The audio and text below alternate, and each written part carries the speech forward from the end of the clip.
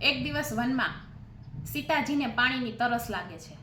ત્યારે રામ છે એ પાણીની શોધમાં નીકળે છે. ત્યારે એક મોર ઉડતો ઉડતો રામની પાસે આવે છે અને રામને કહે છે કે તમે મારી પાછળ પાછળ આવો, વનમાં મેં એક સરસ સરોવર જોયેલું છે અને ત્યાં તમને પાણી મળશે. ત્યારે રામ તેમની પાછળ પાછળ જાય છે અને મોર છે એ ઊંચે ઉડે છે અને એક પીછું નીચે ખરતો જાય છે અને તે પીછાની પાછળ પાછળ મોર જાય છે અને ત્યાં સરોવરે પહોંચી જાય છે. પરંતુ રામ છે એ પાણી લઈ અને સીતાને પાય છે, પરંતુ આ બાજુ મોરના સરોવર પાસે પહોંચે ને ત્યાં એક પીછા ખરી જાય છે અને મોર મૃત્યુ પામે છે. ત્યારે રામ છે એ મોરને પોતાના ખોળામાં લઈ અને કહે છે કે તારું આ ઋણ છે ને એ હું કૃષ્ણ જન્મમાં પૂરું કરીશ.